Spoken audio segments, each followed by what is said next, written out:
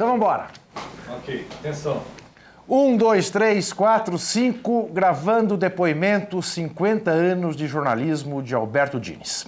O nome com que eu sou conhecido é Alberto Dines. Nasci no Rio de Janeiro, 19 de fevereiro de 1932. Mas fui registrado com outro nome. E aqui tem uma história de identidade muito interessante, né? Você estava lá enfurnado na Torre do Tombo fazendo a pesquisa para o Vínculos de Fogo.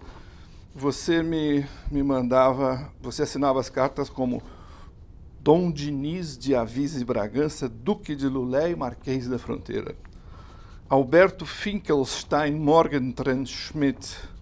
Alberto de Souza Carvalho da Silva Guimarães, o galego. Alberto Dines da Silva Lisboa e Adalberto Marques de Oliveira Dines. Eu tentei fazer uma interpretação, digamos assim, psicanalítica desses nomes e não cheguei a lugar nenhum. E acerca do Alberto Dines, que nós carinhosamente em Portugal tratamos por Alberto, embora eu saiba, no Brasil gostam mais de tratar por Dines, mas para nós é o Alberto.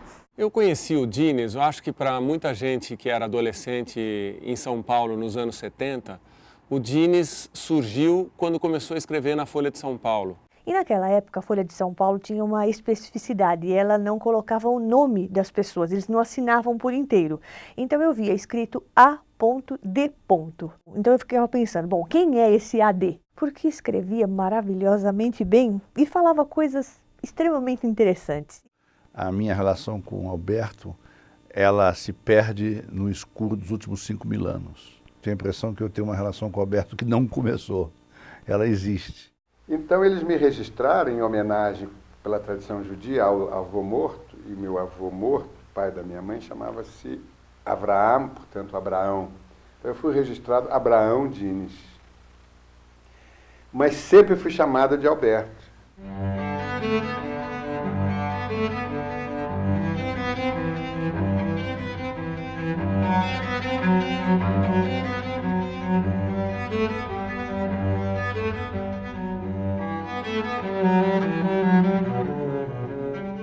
Eu conheci em meus tempos de juventude e nos tempos de juventude dele. Foi no movimento juvenil chamado Dror, que significa liberdade. Era um movimento juvenil judaico fundado em 1945. Nós nos conhecemos, obviamente, após essa data.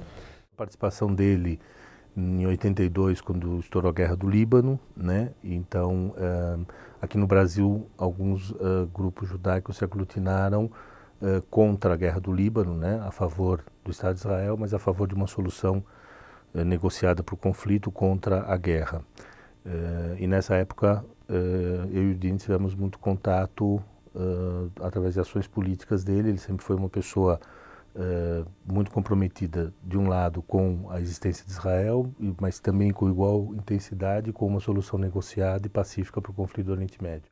O Dines sempre teve um lado judaico muito presente. Isso não necessariamente tem a ver com religião. E um dia ele me mandou um e-mail falando: ai, Karen, finalmente eu entendi porque os judeus são assim, porque eu sou assim. Isso porque ele foi no bris do meu segundo filho, chegou atrasado e viu, acho que pela primeira vez, o ato do rabino cortando o pintinho do neném. E ele falou: nossa, eu fiquei completamente traumatizado. E aí eu entendi tudo porque que essa cultura e a gente é do jeito que é. Não dá para ser jornalista brasileiro de esquerda sem ter o Dines como referência, né? Também não dá para ser judeu sem ter ele como referência, porque ele não é o representante dos judeus, o representante oficial dos judeus no mundo. Ele é uma referência do que deve ser um judeu que se faz judeu, mas que não é intolerante, que não é dogmático. E o Dines é o meu judeu. Ah, se todos os judeus fossem como ele.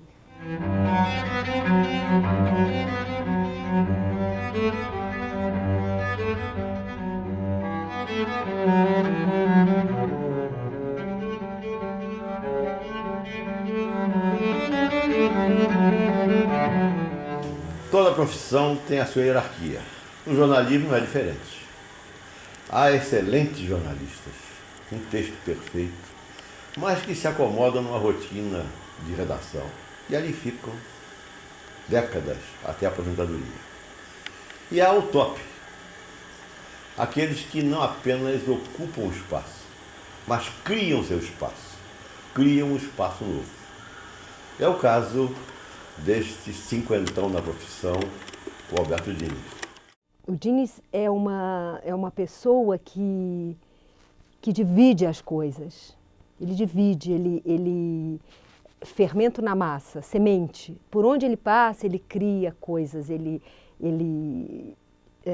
dá o caderninho de telefone deles, ele é uma pessoa solidária, como eu nunca vi. Porque ele tem uma maneira muito especial de tratar as questões, não é? Então, primeiro, ele vai com muita delicadeza, não é? Tratar do assunto A, B, C, D e tal. E essa delicadeza é o instrumento que ele tem maior para atingir o objetivo que ele quer, não é? É aquele que observa com o seu olhar fino e é capaz de ver aquele outro lado que nós não fomos capazes de ver ainda. Aquele outro lado que provavelmente nós nem sequer sabíamos que existia. Eu me lembro que eu vi uma vez o Alberto com uma bolsa, na época dos anos, devia ser os anos 70 ou 60. O Alberto tinha uma bolsa, ele estava com uma camisa caqui e uma calça bege de brim. Parecia assim, o Harrison Ford na Arca Perdida, entendeu? Eu tive assim, a visão do jornalista intrépido, inteligente, engraçado, charmoso, sedutor. E o Alberto é tudo isso para mim. E fiz a foto da chegada dos militares, da tomada do forte, uma foto em silhueta dos soldados tomando o forte, essa coisa toda. Eu entrei para o Castelo Branco e eu liguei para a redação e falei com o Dines: olha, eu consegui entrar no Forte Copacabana, eu estou no Forte Copacabana. Ele não acreditava. Eu disse: volta correndo, que isso é importante, se realmente você está falando a verdade, é um fato de tamanho importância. E eu voltei, e quando nós revelamos que ele viu o material, ele vibrava, e ele incentivava a gente. Ele é uma pessoa que vibrava com uma boa matéria, com aquilo que você conseguia, com aquilo que você... E essa tomada de Forte Copacabana realmente foi uma coisa importante para aquele momento, foi a Revolução de 74. Eu acho que o que caracteriza, para mim, o Dines é que ele não é uma bandeira. Ele esteve em todos os lugares, sempre fez bem aquilo que faz. Ele tem um peso específico maior do que o eventual brilho.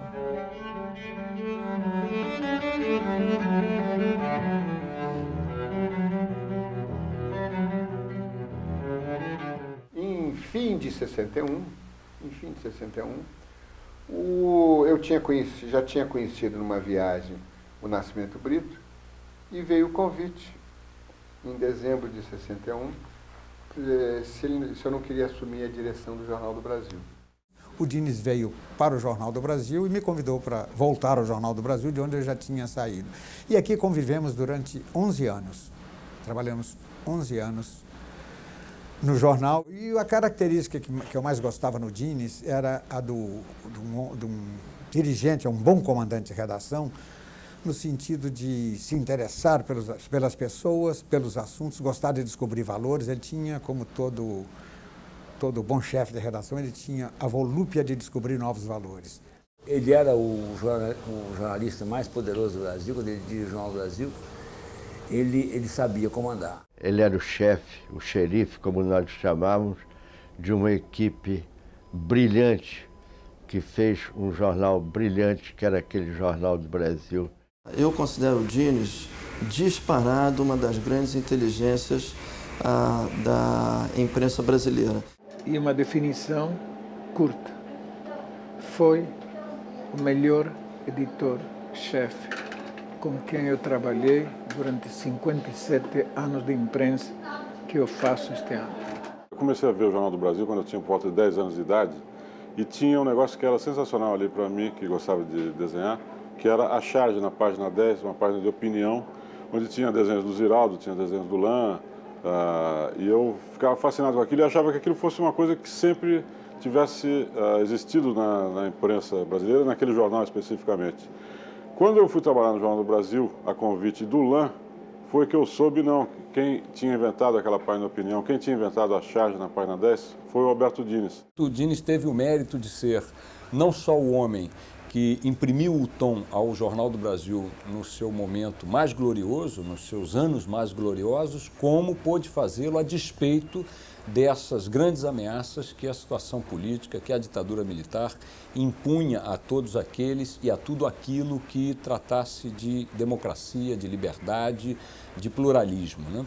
Em 68, no AI-5, então, quer dizer, a emoção de ver o jornal do dia seguinte, né, do dia do AI-5, né, aquela edição realmente espantosa. Me deparo com uma capa famosa, que tornou-se famosa depois, do Jornal do Brasil, logo após a decretação do AI-5.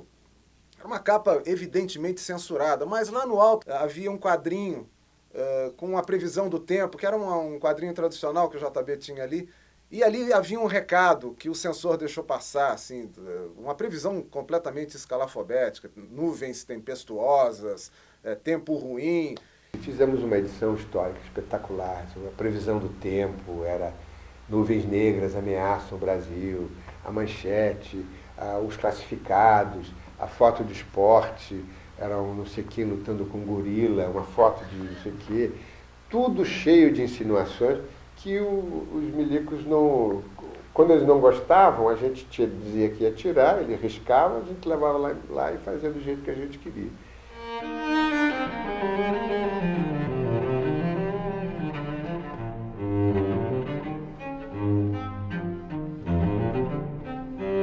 Eu tive assim a honra, o prazer, pude aprender muito com Alberto Dines por ocasião da Copa da Espanha, em 1982, quando ele foi fazer a cobertura para a revista Playboy. Eu fui designado pela Veja para fazer a cobertura da Copa do Mundo da Espanha. E lá eu reencontro o Alberto Dines. E estava lá o Dines, no meio de 400 jornalistas anônimos, com um crachazinho pendurado no pescoço, humildemente, modestamente, com um bloco de anotações no bolso, batalhando informação com todo mundo, indo a treinos, tomando chuva, acordando cedíssimo.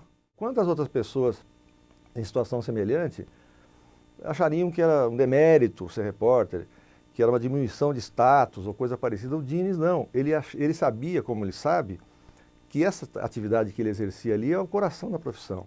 Começou a sua épica reportagem sobre a Copa do Mundo de 82, aquela que o Brasil perdeu em Sarriá, começou com Às 5 em ponto da tarde, de Garcia Lorca. Mas Alberto Dines fez mais do que começar uma maravilhosa reportagem sobre a Copa citando Garcia Lorca. Alberto Dines, depois que o Brasil perdeu para a Itália 3-2, escreveu um artigo para a revista Placar, que virou chamada de capa da revista Placar. Alberto Dines, quero Telê para presidente.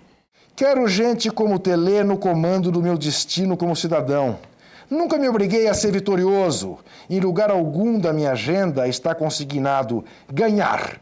Abomino o triunfalismo imbecil e aplastrador. Se vencêssemos esta Copa de 82, teria sido uma campanha sublime. Perdemos. E com tamanha dignidade que roça na vitória. Gostaria de Telê como redator-chefe do jornal onde eu escrevesse. Gostaria do Telê como amigo na hora do aperto para me estimular a jogar com gosto de jogar. Telê é o grande espelho do nosso lado bom. Exatamente o que precisamos para recolocar a bola no centro e, sem olhar o marcador, partir para uma virada.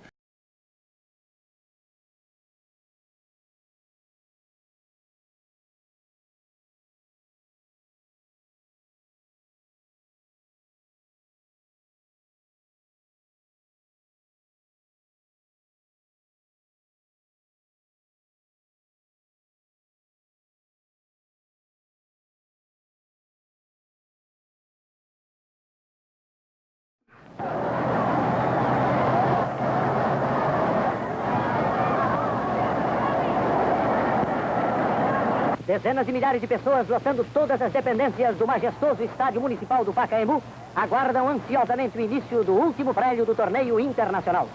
Nesta tarde, esportistas amigos, o Carrasco de Montevidéu, o campeão uruguaio. 1 ponto perdido para os uruguaios, 2 para o Corinthians, o que significa que para que a Taça Amizade fique no Brasil, o Corinthians precisa vencer nesta tarde. Só o empate não lhe bate. Senhores ouvintes, Julinho, craque, que a última hora foi indicado para jogar no lugar de Carboni.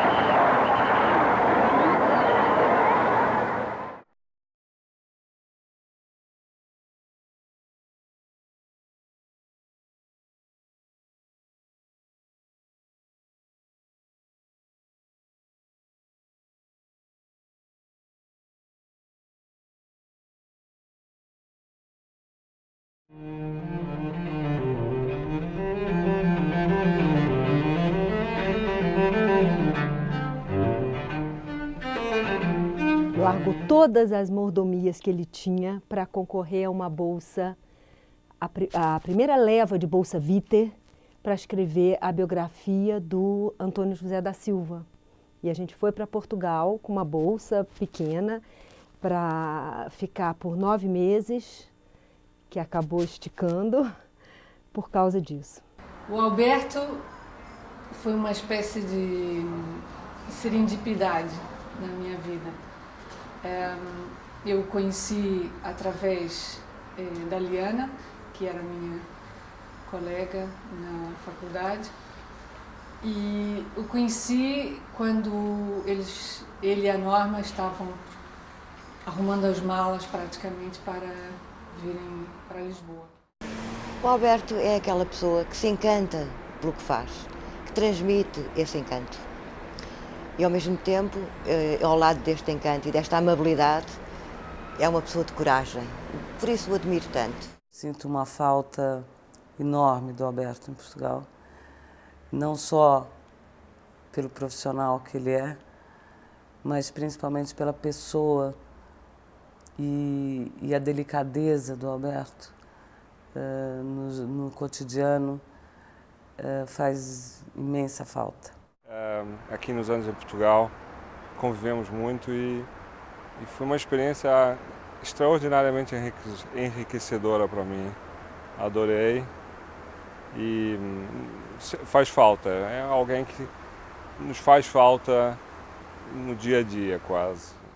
E quer o seu livro sobre o Stefan Zweig, a sua biografia, quer sobretudo os Vínculos de Fogo, é um exemplo, e o exemplo mais acabado que eu conheço, de junção ou de reportagem como arte literária de extrema qualidade e juntando vários géneros literários. O Vínculos de Fogo é uma obra excepcional e o que eu lamento só como seu amigo é que ele ainda nos esteja a dever o segundo volume, que eu espero que esteja para breve. E aí fomos passar o Réveillon juntos na casa de um casal de publicitários, lá também brasileiros morando em Lisboa. E aí à meia-noite, com a história champanhe, beijos, abraços, fogos, de repente o seu Alberto Dines me puxa o hino nacional brasileiro. Aí fizemos uma roda, todos de mão dada, começamos a cantar o hino nacional com voz embargada, os olhos cheios d'água, mas foi uma grande emoção para aquele bando de brasileiros que estava ali.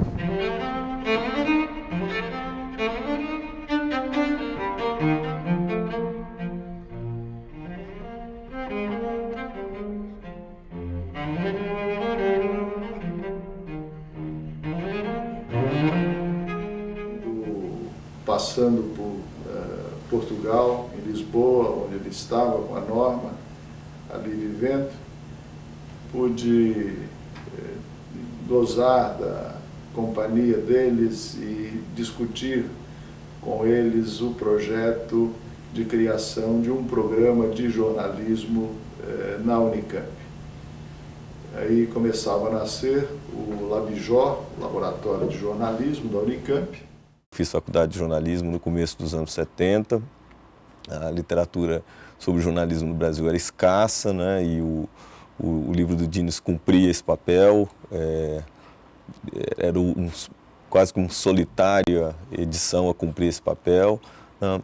E seja pelo período em que ele fazia, né, o comentário da imprensa na Folha de São Paulo aos domingos. E que tal essa aqui? Olha, peguei uma correspondência sua com o Márcio Valente, onde você dizia assim: o campo da informática, sob o ponto de vista editorial, não pode ser examinado como um novo setor, um simples segmento, mas como um mercado autêntico, tal a sua amplitude. Segue assim a própria informática, que transcende a condição de mera tecnologia, convertendo-se num sistema que doravante regerá a sociedade. Isso foi escrito em 83. Nós nem sabíamos, nem desconfiávamos que um dia ia aparecer uma coisa que mudou a nossa vida, que é a internet. Uma coisa que me chamou a atenção e que eu aprendi realmente com ele, eu nunca vi o Dines desistir de nada, nada. Quando ele foi demitido da Folha de São Paulo, ele tinha uma coluna que se chamava Jornal dos Jornais, que todo mundo do meio conhece. Depois ele escreveu um artigo muito pesado contra o Maluf e acabou sendo demitido. E no dia seguinte eu acordei com a máquina de escrever batucando lá embaixo, e era o Dines começando a biografia do Stefan Zweig. Ele só disse isso quando meu pai morreu. Meu pai tinha 70 anos e eu já era um quarentão. Ele disse: a orfandade não tem idade. Ou seja, com qualquer idade a gente tem o mesmo tipo de reação diante da morte do pai ou diante da morte da mãe. Foi outra lição do Dines. E ele falou para mim: por que você não escreve a história da Yara? E eu não sabia nem quem era a Yara direito. Então foi o Dines que me deu a ideia, que despertou, né, a Yara dentro de mim. E aí eu fiquei, 7 anos escrevendo a história. Jamais me esquecerei de que em fevereiro de 1962 estava desempregado em Paris. O único emprego que consegui foi de torneiro mecânico numa fábrica de carrinhos de bebê em Chantilly, perto da cidade universitária. No primeiro dia de trabalho, ao sair para a fábrica, encontrei na portaria do meu prédio um telegrama. Era do Alberto Dines, me convidando para reassumir o lugar de correspondente do Jornal do Brasil em Paris. A França perdeu o metalúrgico, mas eu pude continuar jornalista. Eu tinha sido presa pelos militares e estava com o julgamento marcado numa auditoria daquelas terríveis. O advogado me disse, meu advogado, né, você tem que arranjar 2 testemunhas para irem à auditoria, além de cartas e coisas que a gente tinha que pedir. E era um horror, porque era numa época, só quem viveu aquela época imagina o que é você chegar para uma pessoa e pedir: por favor, quer ir dizer que eu sou uma inocente, uma pessoa formidável, lá na auditoria militar. Eu tinha conhecido o Dines, tinha trabalhado com ele no Jornal do Brasil, mas não tinha nenhuma intimidade, porque nós não éramos amigos. Eu jamais pediria a ele. Ele soube, não sei como, e simplesmente se ofereceu. E ele foi, deu um depoimento absolutamente lindo, enfim. Eu sou grata eternamente ao Alberto Dines.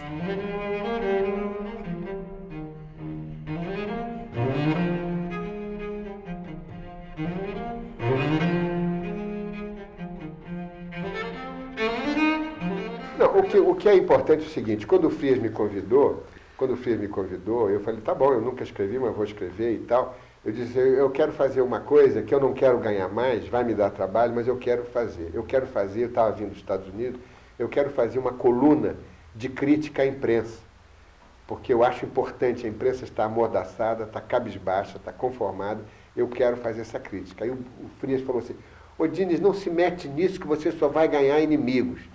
Aí eu falei assim, não, Frias, pode deixar, porque eu estou vindo dos Estados Unidos. Nos Estados Unidos, logo depois do caso Watergate, a própria imprensa começou a se autofiscalizar, porque é a imprensa que tem que se fiscalizar, não é o governo que fiscaliza a imprensa. Eu fiz um discurso, e eu tinha pedido a ele para escrever às segundas-feiras no segundo caderno, que era o pior dia da semana. Ele falou, não, então vamos fazer aos domingos. Quer dizer, ele percebeu e começou o Jornal dos Jornais, que foi um negócio que eu considero, não é que eu tenha, eu fui um instrumento desta ideia, né, de começar a imprensa a fazer sua autocrítica. Com o computador dele, ele criou o Observatório da Imprensa, conseguiu patrocínio e o programa acabou indo para a televisão, onde está até hoje. Isso tem muito a ver com a disposição do Diniz em estar sempre presente nas inovações, né?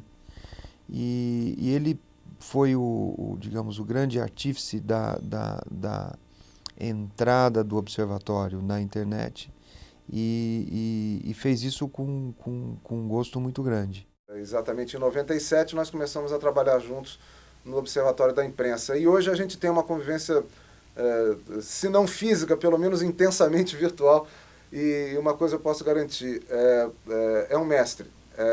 É uma lição a cada e-mail, a cada telefonema, a cada briga, a cada iluminação, a cada momento em que a gente decide algo sobre o Observatório da Imprensa, enfim, ouvi-lo, conviver e estar com ele é uma lição constante. O Alberto foi um estímulo para a criação do Observatório da Imprensa em Portugal e foi também uma ponte que ele constituiu entre Portugal e o Brasil nesta área do jornalismo. E por isso só podemos estar-lhe gratos, nós aqui jornalistas em Portugal e em particular o Observatório da Imprensa. Nesse sentido, quando há uns 10 anos atrás sentimos a necessidade em Portugal de criar uma instituição que fosse capaz de produzir uma reflexão organizada e contínua sobre a prática do jornalismo, encontrar o Alberto Diniz foi um privilégio.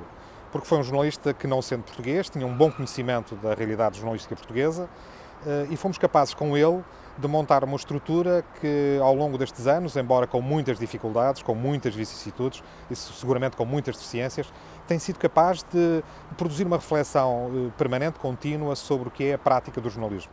Então eu acho que o Diniz é um jornalista completo e aqui na TV Educativa ele está dando um show com esse programa dele, o Observatório da Imprensa, em que ele realmente faz uma análise da imprensa. Eu acho que nenhum país do mundo a imprensa é analisada pela televisão assim como é feita aqui na TV Educativa. Eu acho que isso aí é uma coisa inédita, é uma coisa que o Diniz fez, que ele criou. O Observatório da Imprensa é hoje algo que reflete mais uma página da biografia do Diniz e, como tal, é algo indispensável. O Diniz, portanto, também o é.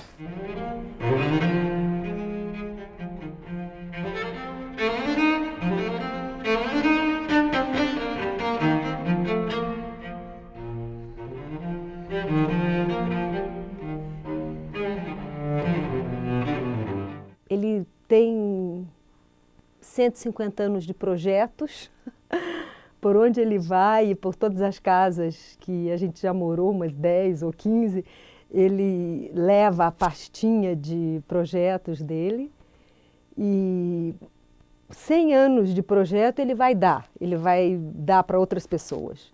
E 50 ele tem certeza que ele vai fazer. Alberto é, sobretudo, uma referência não só na minha vida profissional, mas na minha vida como cidadã, como ser humano. O Alberto, neste mundo, no fundo, dos grandes sonhos e de algumas utopias, torna possível, torna viva a mensagem de Fernando Pessoa. Tudo vale a pena se a alma não é pequena. Se eu tiver que deixar uma mensagem, é que eu espero que o nosso querido Diniz possa continuar sendo, por mais muitos anos, o grande amigo, o grande guru, o grande sábio para todos nós. Eu só desejo que você continue equilibrando muitos pratos e fazendo todos os malabarismos necessários para desenvolver as coisas que você quer fazer aí para os próximos anos.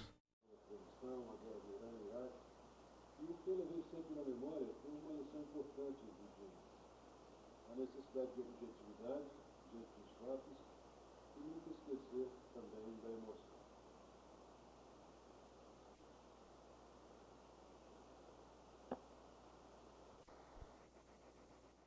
Seria de dizer aquela frase de Albert Schweitzer: os anos enrugam a pele, mas perder o entusiasmo enruga o alma. Eu acho que o alma de Alberto, a alma jornalística e pessoal, nunca vai ser enrugada.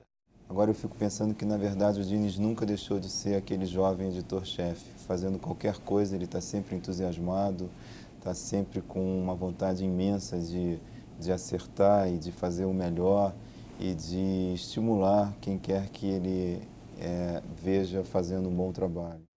Se eu puder desejar alguma coisa para o Alberto, eu gostaria de dizer para ele que são 50 anos de profissão, aí a gente, judeus, nós temos bis 120, que ele tem essa profissão até 120 anos de profissão. Que ele comemore 100 anos de jornalismo. Estamos comemorando apenas 50, um jubileu, né?